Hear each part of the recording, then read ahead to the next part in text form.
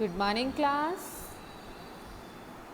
Let's start our new topic, and the name of the topic is lens. अभी तक बेटा हमने mirrors के बारे में पढ़ा.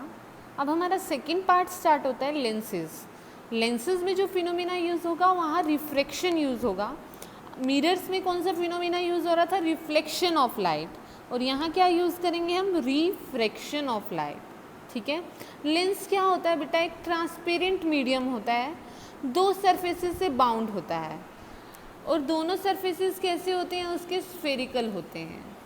आपने लेंसेज बहुत जगह अपनी डेली लाइफ में यूज़ भी करते हैं. जैसे कि कहीं बच्चों के पेरेंट्स की आइज़ वीक होती हैं तो उनके जो स्पेक्स होते हैं उन स्पेक्स के अंदर लेंसेज लगे होते हैं. हमारी आई के अंदर लेंस है. नेचुरल हमारी आई के अंदर एक लेंस प्रेजेंट है. ठीक है. ये लेंसेज का कहाँ कहाँ यूज़ करते हैं? माइक्रोस्कोप्स में, टेलीस्कोप्स में, हर जगह यूज़ करते हैं. अब हमारे पास 2 टाइप्स के लेंसेज हैं. कितने टाइप्स के लेंसेज हैं? 2 टाइप के लेंसेज हैं. पहला लेंस है कन्वेक्स लेंस, दूसरा है कनकेव लेंस. 2 टाइप के लेंसेज हैं, नाम याद रखिए, कनकेव एंड कन्वेक्स. ठीक है. मिरर्स भी आपने 2 टाइप्स के किए ना, concave and convex. Convex lens का दूसरा नाम है कन्वर्जिंग लेंस. क्या नाम है? Converging lens.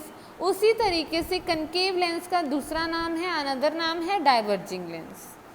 कनकेव और कन्वेक्स, आपको ये 2 लेंसेज पड़े हुए दिख रहे हैं. अब आपको इनकी अपीयरेंस से इनको देखकर पता करना है कि कौन सा लेंस कनकेव है, कौन सा कन्वेक्स है. कैसे पता करेंगे? इसके लिए सबसे पहले शेप देखिए कन्वेक्स लेंस की. कन्वेक्स लेंस दिखने में ऐसा है भाई, अपीयरेंस ऐसी है इसकी. अपीयरेंस से आपको क्या पता चल रहा है? कन्वेक्स लेंस साइडों से पतला है, कॉर्नर से, और बीच में से कैसा है? मोटा. बीच में से थिक है और कॉर्नर से थिन है. लेकिन कनकेव की अपीयरेंस देखिए. कनकेव की अपीयरेंस ये है. कनकेव को देखने पर आप क्या पता कर पा रहे हैं? ये कॉर्नर से तो थिक है, लेकिन मिडल में कैसा हो जाता है? ये थिन हो जाता है. मिडल में कैसा हो जाता है? थिन हो जाता है. अब मैं आपको दिखाती हूँ. ये देखिए, ये लेंस दिख रहा है आपको, और ये देखिए किसके कॉर्नर्स आपको पतले दिखाई दे रहे हैं? थिन कॉर्नर्स किसके हैं? इस वाले के.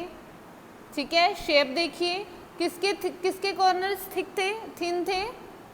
थिन कॉर्नर्स किसके हैं? कन्वेक्स के. तो यहाँ आपने देखने से पता किया कि जिसके कॉर्नर्स, जिसकी एजेस, ये साइड्स जिसकी पतली हैं उसे कन्वेक्स कहते हैं. और बीच में से देखिए, बीच में से देखने पर आपको पता चलेगा, ये बीच में से जैसे आप टच करेंगे कि कॉर्नर से एजेस के कंपैरिजन में बीच में से मोटा है, ये बीच में से थिक है. लेकिन जब आप इसे हैंड लगाते हैं, इसे टच करते हैं, तो ये देखिए एजेस इतनी मोटी हैं लेकिन सेंटर से बहुत पतला है. सेंटर से जो पतला होता है उस लेंस का नाम है कनकेव लेंस. क्या नाम है? Concave lens. इसका अनदर नेम है डाइवर्जिंग लेंस. क्या नाम है? Diverging lens. ठीक है.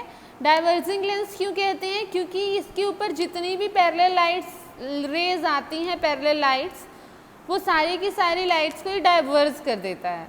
लेकिन कन्वेक्स के ऊपर जितनी भी लाइट रेज आएंगी सबको कन्वर्ज कर देगा और सिंगल रे बना देगा.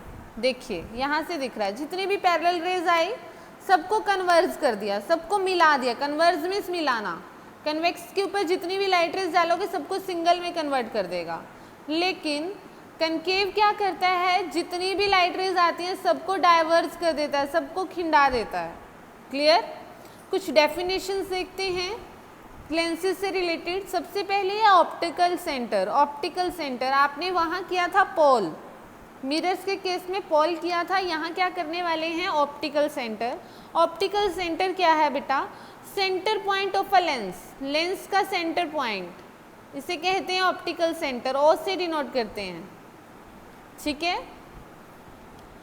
The optical center is the point of the lens directed to which incident rays refract without. इसके ऊपर इस ऑप्टिकल सेंटर से, चाहे वो कन्वेक्स का ऑप्टिकल हो या कनकेव का हो, इसमें से जब लाइट रे फॉल करेगी, लाइट रे जब इसमें से गुजरेगी तो इसके ऊपर कोई भी रिफ्रैक्शन नहीं होगी, बिना डेविएशन के सीधा गुजर जाएगी. कहाँ से? ऑप्टिकल सेंटर से.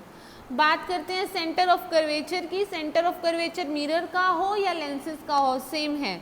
जैसे एक स्फेयर का सेंटर होता है वैसे ही ये भी स्फेयर से बने हैं, तो इनका भी सेंटर ऑफ कर्वेचर होगा। इसे सी से डिनोट किया जाता है, कैपिटल सी से।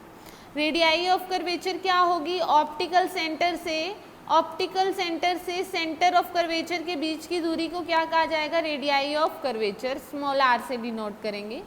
प्रिंसिपल एक्सिस जो ऑप्टिकल सेंटर फोकस सेंटर के बीच में, देखिए optical centre, centre of curvature और फोकस से जो लाइन रे गुजर रही है उसका नाम क्या आता है? Principal axis. फर्स्ट आगे बात करते हैं प्रिंसिपल फोकस की। प्रिंसिपल फोकस लेंसेज के केस में दो होंगे, एक होगा लेफ्ट साइड पे, एक होगा राइट साइड पे, क्योंकि दो स्फेरिकल है ना। देखिए दो स्फेयर से बना है ये लेंस, एक इस साइड वाला स्फेयर और एक इस साइड का स्फेयर, तो दोनों स्फेयर्स का अपना अलग अलग फोकस होगा। पहला फोकस होगा जहाँ पर सारी की सारी लाइट रेज आकर मिल जाती है लेफ्ट साइड पे, डेट इज F1, और सेकंड राइट साइड पे जब सारी लाइट रेज मिलेंगी डेट इज F2। क्लियर है? दोनों के केस में सेम होगा। फोकल लेंथ आपको पता है, ऑप्टिकल सेंटर से फोकस के बीच के डिस्टेंस को, ऑप्टिकल सेंटर से फोकस के बीच के डिस्टेंस को फोकल लेंथ कहते हैं और स्मॉल f से डिनोट किया जाता है। क्लियर? आगे बात कर रहे हैं बेटा हम अपर्चर की। अपर्चर क्या है? Effective diameter of the circular outline. देखिए ये आउटलाइन दिख रही है आपको सर्कुलर, ये सर्कल दिख रहा है आपको एक, जिस इस सर्कल से आपका लेंस बना, इसकी जो इफेक्टिव ये आउटलाइन है कि कितना लंबा लेंस है ये, इस चीज़ को कहते हैं अपर्चर। इस लेंथ को क्या कहा जाएगा? Aperture. It's enough for today. Lenses की ये टर्म्स आपको अच्छे से क्लियर होनी चाहिए। ठीक है बेटा, थैंक यू।